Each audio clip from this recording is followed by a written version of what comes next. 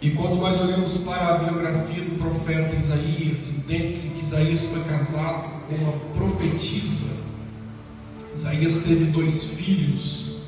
O profeta Isaías, ele pertencia à família real. O profeta Isaías, ele viveu de 740 a 680 anos antes de Cristo. O profeta Isaías foi um grande profeta de Deus. Isaías, ele era conhecido como príncipe dos profetas. Príncipe dos profetas, assim ele era conhecido. Isaías também era conhecido como profeta messiânico, porque dentre a Bíblia Sagrada, Isaías foi o profeta que mais profetizou sobre a vinda de Cristo. Isaías, ele sempre está profetizando, sempre alertando, sempre falando sobre a vinda de Cristo. Um dos capítulos lindos de Isaías que eu amo muito é o capítulo 53. Isaías começa a sua pregação, a sua profecia, o capítulo 53, dizendo: quem deu crédito à nossa pregação e a quem se manifestou o braço do Senhor. E aí Isaías vai profetizando sobre Cristo, sobre a vinda de Cristo. E eu costumo dizer que Isaías 53 é um capítulo para você ler chorando, porque Isaías 53 nos fala sobre o sofrimento do Messias. Isaías 53 nos aponta sobre as dores de Cristo. E o texto é categórico em dizer que Ele, Jesus, levou sobre si as nossas dores. Pelas suas pisaduras nós fomos sarados. Isaías está muito profetizando sobre a vinda do Senhor. Por isso que ele é chamado também de profeta messiânico. O profeta Isaías, ele foi um dos 4 profetas maiores na Bíblia Sagrada. Quem é aluno da escola bíblica dominical aqui nessa igreja sabe que está sendo estudado na lição dos adultos sobre os 12 profetas menores. Isaías foi um dos 4 profetas maiores, ao lado de Jeremias, Ezequiel e Daniel, que também foram profetas maiores na Bíblia Sagrada. Isso é muito lindo, porque o nome profetas maiores não se dá pelo fato de Isaías, Jeremias, Ezequiel e Daniel ser melhor do que os 12 profetas menores, que vai de Oséias até o livro de Malaquias, último livro do Antigo Testamento. Mas este nome se dá porque eles têm mais conteúdo do que os 12 profetas menores. O profeta Isaías, ele também é um profeta literário. Que é isso? O livro leva o seu nome. E dentre a Bíblia Sagrada nós temos 29 profetas não literários, que foram profetas, que profetizaram, mas o livro não leva o seu nome no título, assim como o de Isaías e de seus companheiros. Exemplo, pregador, profeta Elias. Nós vemos a sua história em 1 Reis, mas o livro não leva o seu nome no título. Profeta Eliseu, profeta Natã e outros profetas que são denominados de não literários. O profeta Isaías, ele foi um grande profeta no Reino do Sul, também foi um grande profeta em Judá. E o livro de Isaías é um livro de muita importância para os judeus. O livro de Isaías também é um livro de muita importância para os cristãos.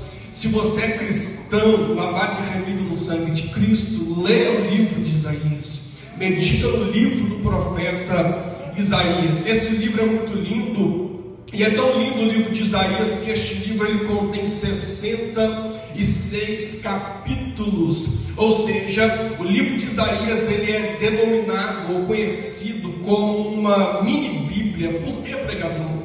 Porque toda a sua Bíblia ela é constituída de 66 livros, 39 livros no Antigo Testamento, de Gênesis até Malaquias, você encontra 39 livros, e no Novo Testamento 27 livros, de Mateus até Apocalipse, temos 27 livros. Isaías tem 66 capítulos, chamando de uma mini Bíblia. E é tão lindo isso aqui, porque os seus 39 capítulos iniciais, do capítulo 1 de Isaías até o capítulo 39 de Isaías, assim como os 39 livros do Antigo Testamento, são contidos de juízos de Deus.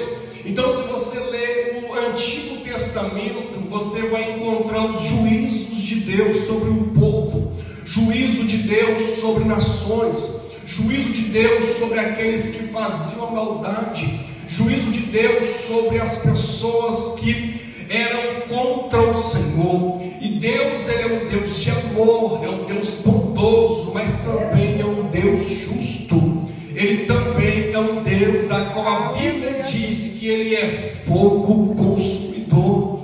E nos seus 39 capítulos de Isaías, nós encontramos aqueles que faziam alguma maldade, sobre os pecadores, sobre as pessoas principalmente, que tinham a idolatria como base no seu comportamento. Então, nos 39 capítulos iniciais de Isaías, Deus está exercendo juízo sobre um povo que é idólatra, sobre um povo que tem a idolatria como base de comportamento, e Deus abomina a idolatria. Isso aqui é muito importante ressaltar, porque infelizmente muitos cristãos têm o costume de criticar algumas pessoas de outras denominações pela idolatria, por adorar a imagem de escultura, que tem boca, mas não fala, que tem ouvidos, mas não escuta, tem pés, mas não anda, tem mãos, mas não toca, tem nariz, mas não sente cheiro algum, tem olhos, mas não enxerga, e critica essas pessoas. Porém, nós precisamos tomar cuidado com os servos do Senhor. Por quê? Porque tem muitas pessoas que deixam de ir ao culto porque perdeu a sua presilha do cabelo, obreiros que deixam de ir ao culto porque não encontrou a sua gravata favorita, o seu terno chique está sujo. Isso é uma forma de idolatria. Por quê? Porque a idolatria é tudo aquilo que nós colocamos no lugar de Deus ou acima de Deus. E no capítulo de Isaías, do 1 ao 39, Deus está exercendo juízo sobre todos aqueles que são idólatras. 27 capítulos finais de Isaías, do 40 ao 66, nós encontramos nesses últimos capítulos finais os 27, assim como os 27 livros do Novo Testamento, Isaías profetizando, e a mensagem de Deus é trazendo mensagem de esperança ao pecador arrependido.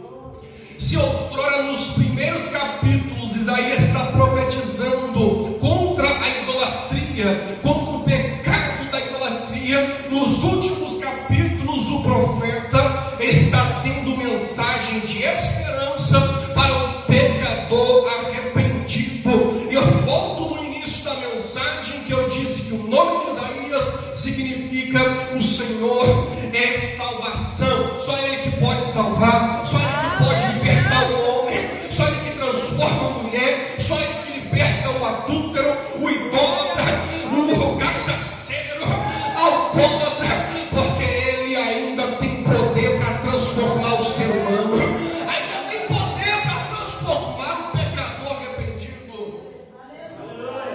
Isaías tem essa mensagem de esperança nos seus últimos capítulos. Isso aqui é lindo de dizer, porque na revista Escola Bíblica nós estamos aprendendo sobre os profetas menores, e o que estamos aprendendo em todos os profetas é todo profeta de verdade, profeta de Deus, ele tem mensagem de juízo, mas também tem mensagem de esperança. Ele tem mensagem de condenação, mas também tem mensagem de esperança. Ele diz que Deus pode destruir, mas também diz que Deus pode salvar. Aleluia!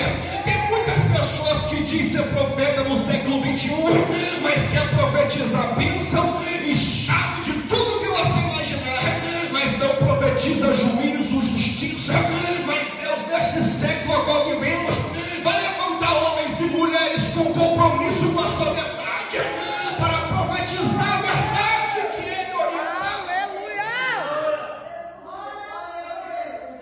Tenho pela vista esses dias que tem muitas pessoas, algumas igrejas têm profetas e outras igrejas têm terrorista, porque o verdadeiro profeta, ele prega contra o juízo, contra a idolatria, contra o pecado, mas ele traz a mensagem de esperança, apontando para Jesus, que pode salvar o pecador. Mas o terrorista, ele vem, libera uma palavra de medo para a igreja, não tem mensagem de esperança, o povo fica frustrado, muitos se desviam, e no último dia, esses falsos profetas, chamados de terrorista, vai prestar contas diante de Deus, por tomar o nome de Deus em vão, porque falou sendo que Deus estava em silêncio, porque falou sendo que Deus não mandou falar.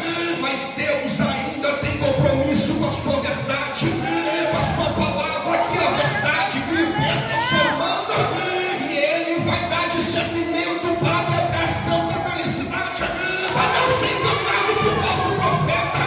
Eu vi na autoridade do céu para dizer que Deus vai despertar a igreja para não dar ouvido a falso profeta, porque aqui tem uma igreja que prioriza a sua palavra. O tema do livro de Isaías é salvação.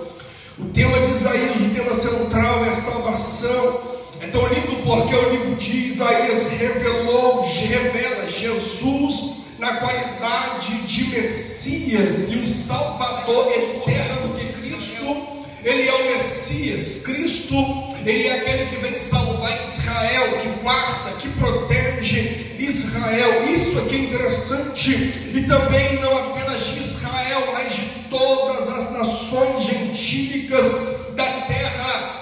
Você conhece a Bíblia e sabe que algum contexto bíblico na Nova Aliança diz: Ele, quem? Jesus, veio para os seus, mas os seus não o receberam, os seus o rejeitaram. Vem para o judeu menospreza Cristo, alguns rejeitam Cristo. Então imagina aqui Isaías nos ensinando que o Senhor Jesus Cristo, Ele é o Salvador de Israel e também é o Salvador das nações gentílicas de toda a face da terra. Então Cristo, Ele é aquele que vai salvar a lembrar santa felicidade. Você diga glória. Ele vai nos salvar, Ele vai nos conduzir para o céu, para lhe adorar eternamente, para lhe adorar face a face. E se a morte for hoje para nós vamos nos encontrar com Ele. Aleluia.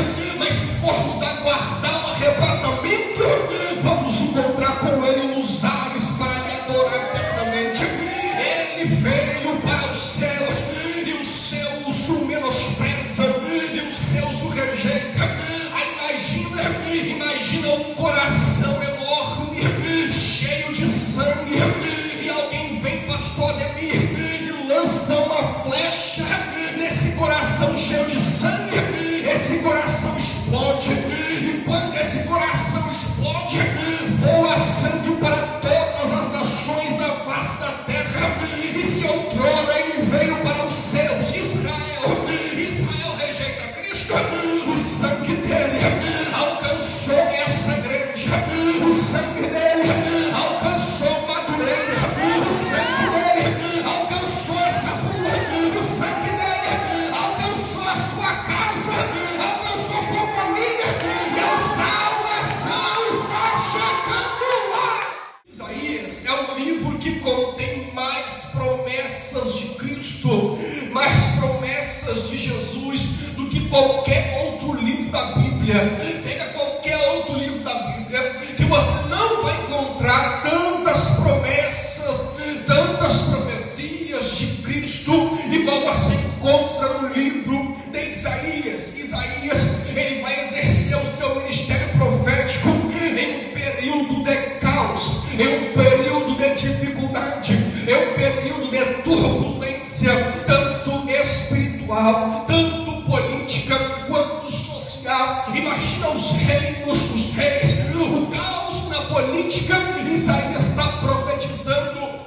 Imagina o caos no mundo social, os mais pobres sendo abandonados, sendo humilhados. Isaías está profetizando. Imagina o caos espiritual. O povo não busca mais, o povo não ora mais, não clama mais ao Senhor. Isaías está profetizando nessa época de turbulência, nessa época de crise. E é neste momento de crise que Deus levanta um grande profeta. Tempo de crise não é tempo de abaixar a cabeça. Tempo de crise é o tempo que Deus vai te levantar como voz profética na sua casa. Eu estou sentindo a graça do céu para liberar essa palavra. No tempo da crise, Ele te levanta como voz profética em tua casa. Os teus parentes vão ter que ver que você é diferente, que você tem a representatividade do céu aqui na terra. Ele te levantou. Isaías capítulo 40 até o capítulo 55, do capítulo 40 de Isaías até o capítulo 55, nós encontramos algumas profecias da época do exílio babilônico, desta época de perdas. Então, do capítulo 40 até o 55, temos profecias da época do exílio babilônico, proposto de perdas e também de salvação. E o capítulo 53, onde está inserido o tema da campanha, está dentro deste contexto do 40 ao 55. Nesta época de sofrimento, nesta época do caos, Isaías vai profetizar. E cerca de 60 anos, Deus está usando Isaías para profetizar. Dentro de 60 anos, Isaías está profetizando. E ele profetiza contra a idolatria. Vai bater na tecla contra a idolatria. E nós temos que pregar, doa quem doer. Nós temos que pregar o que a Bíblia ensina, o que a Bíblia nos orienta. Se a Bíblia fala contra a idolatria, temos que pregar. Contra o pecado, temos que pregar. Contra a mentira, temos que pregar. Isaías está lá profetizando. E a morte de Isaías foi uma morte dolorosa. A morte de Isaías foi encerrado no meio, porque pregou contra a idolatria, porque profetizou contra a idolatria. E tem muita gente que bate no peito e diz que é profeta no século 21. Mas a primeira dificuldade que passa na igreja, que passa em casa, quer entregar a carteirinha para o pastor, quer desviar da igreja, quer abandonar o cargo, quer abandonar tudo. Mas Deus vai levantar profeta de verdade, que aguenta o peso da chamada, mas não abandona Jesus. Isaías é cerrado no meio, mas imagina Isaías envolvendo a sua alma salva pelo Senhor. Aleluia. Paulo, o apóstolo Paulo, aquele mesmo, aquele que perseguia a igreja. Eu estou sentindo a presença do céu aqui. Aquele que maltratava os crentes, aquele que puxava as mulheres pelo cabelo para maltratar porque era crente. Paulo, aquele que matava os cristãos. Paulo, que estava presente na morte de Estevão. Paulo, que depois que se converteu, se tornou um grande missionário. Imagina Paulo, que matava a igreja, agora está dizendo: a morte é lucro, morrer é lucro, morrer é lucro, morrer é lucro. A morte para a igreja não é ponto final, a morte para a igreja é o nosso momento de encontrar com Jesus de Nazaré. Você vai encontrar com Ele no tempo dele, mas antes de se encontrar com Ele, Isaías morre, mas não abandona a fé. Isaías é morto, cruel, mas não abandona a fé. Aleluia. Isaías 54:17, que eu disse que toda ferramenta preparada contra você não vai prosperar. Está falando sobre Jerusalém futura e do Messias glorificado. O Messias que foi menosprezado pelo judeu, porque ele veio montado no jumentinho. As suas vestes é simples, ele é humilde, não tinha parecer, não tinha formosura. O castigo que nos traz a paz e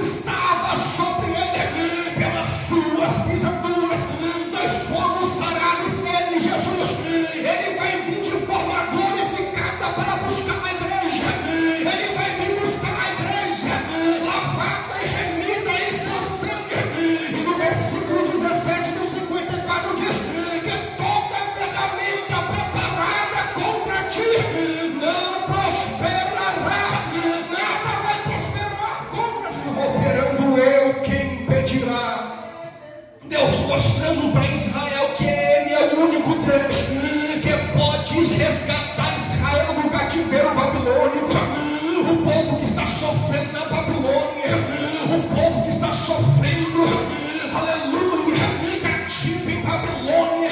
Agora Deus vem com a mensagem de esperança, dizendo: só eu posso resgatar vocês, só eu que posso trazer vocês de volta para Jerusalém.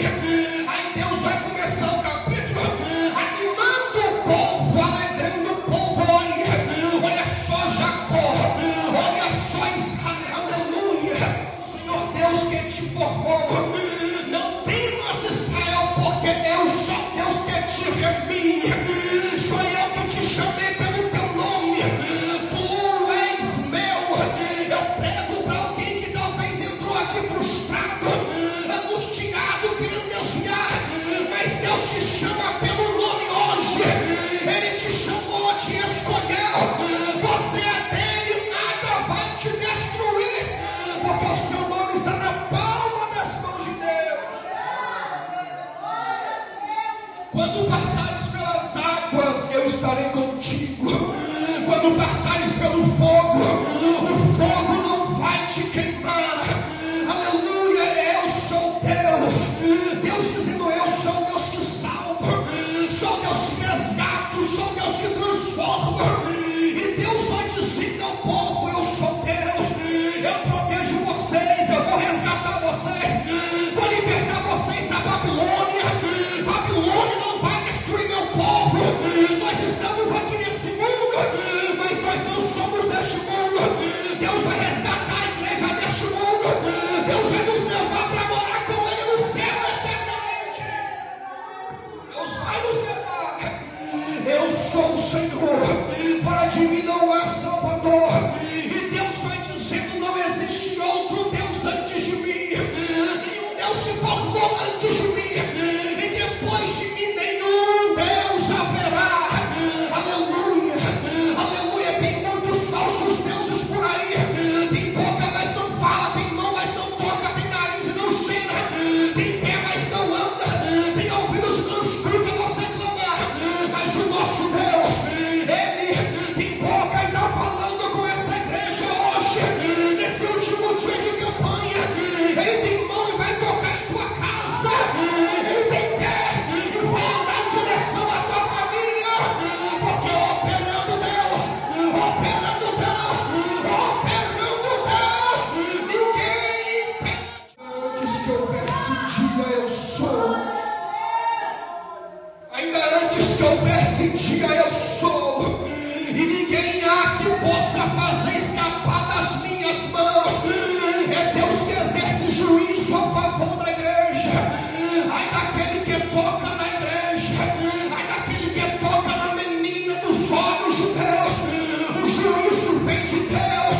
É Ele que peleja contra o povo, que persegue a igreja, que maltrata a igreja. Ainda imagina Isaías e Deus conversando. Imagina Deus dizendo: Isaías, ainda antes que houvesse dia, eu sou. Isaías, antes que houvesse a estrela, eu sou.